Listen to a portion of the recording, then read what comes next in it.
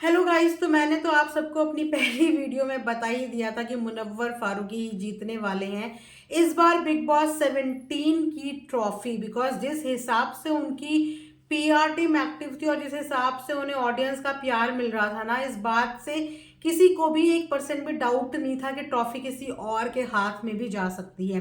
आज के अपने व्लॉग में एल्विश यादव भी इनफैक्ट इस बात का प्रिडिक्शन लगा ही चुके थे।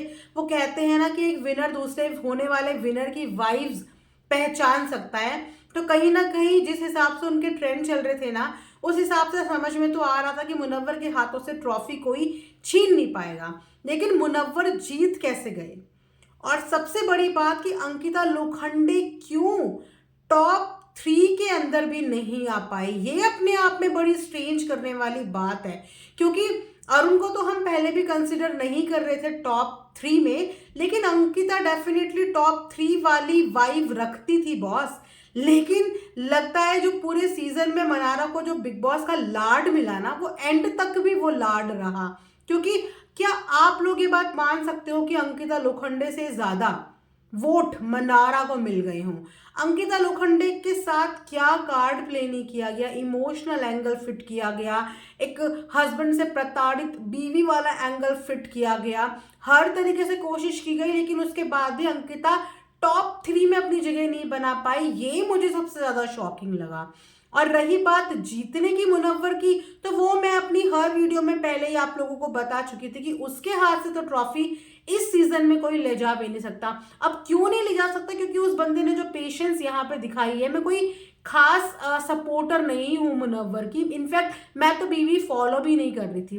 जस्ट अपनी ऑडियंस को अपडेट देने के लिए ही मैंने लास्ट लास्ट में बीबी की कुछ न्यूज कलेक्ट करनी शुरू करी। लेकिन अगर मुनव्वर की बात करें तो मुनव्वर का बेसिकली जीतने का रीजन था उसका पेशेंस।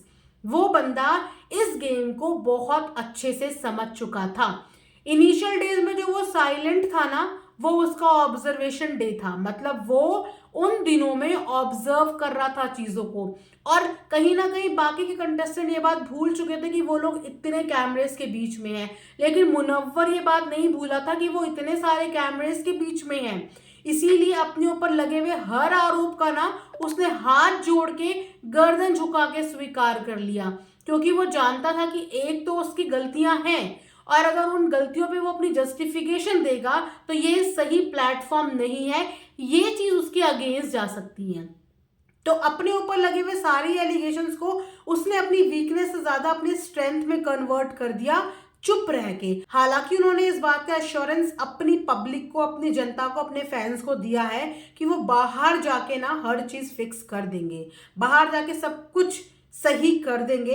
और अब वो बिग बॉस के घर से बाहर जाने के बाद एक नए इंसान के रूप में जाएंगे और अच्छे काम करेंगे। जो भी उन्होंने बाहर जो गलत सलत चीजें करी हैं, उन चीजों को वो सॉर्ट आउट कर लेंगे।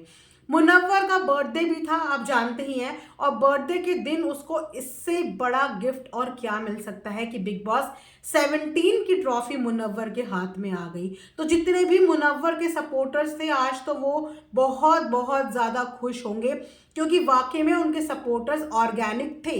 मैं ये बात इसीलिए बोल सकती हूँ कि जब मैं अपनी वीडियो पोस्ट करती थी मुनव्वर से रिगार्डिंग, तो इतनी ज्यादा जनता उनको सपोर्ट करती थी। चलो आप ट्विटर में बोल सकते हो कि पीआर ट्रेंड हो रहा होगा, लेकिन एक नॉर्मल सी रिएक्शन या रिव्यू वीडियो के नीचे किसी के इतने सारे कमेंट आ जाना, इस चीज को आप अनऑर्गेनिक नहीं बोल सकते। तो ये देख के ही मुझे साफ जाहिर हो गया था कि मुनव्वर के साथ ना ऑर्गेनिक ऑडियंस का बहुत ज्यादा सपोर्ट है। और वो सपोर्ट इसीलिए क्योंकि उस बंदे ने यहाँ पे अपना पेशेंस प्रूव किया।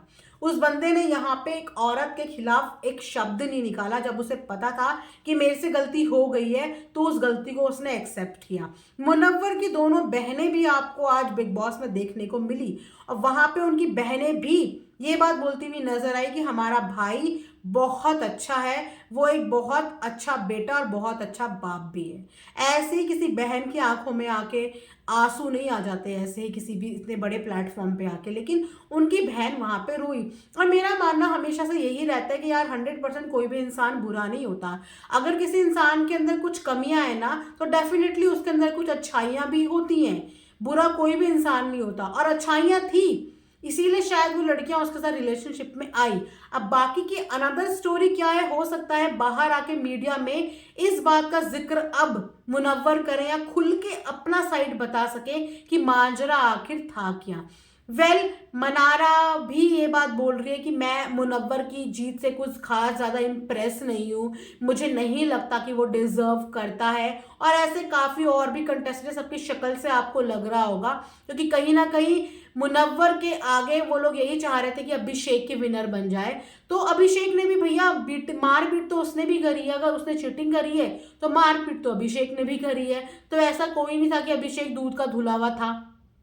सबके अंदर देखो कोई ना कोई कमियां होती हैं, कोई ना कोई गलतियां होती हैं, लेकिन ये जो शो है ये पर्सनालिटी दिखाने का शो है। और यहाँ पे मुनव्वर ने अपनी पेशेंस वाली पर्सनालिटी दिखाई, अपना चुप रहना दिखाया, जो कहीं ना कहीं उनके लिए काम कर गया। अब चाहे आप ये मुनव्वर की स्मार्टनेस बोलो, चाहे उसका लक बोलो, तो बिग बॉस 17 की ट्रॉफी आ चुकी है मुनव्वर फारूकी के हाथ में। तो अगर आप भी मुनव्वर फारूकी के फैन हैं तो कमेंट सेक्शन में कॉन्ग्रेचुलेशंस मुनव्वर लिख सकते हैं। मिलेंगे नेक्स्ट वीडियो में, तब तक अपना ध्यान रखिए। Thanks for watching earth mom Dehradun.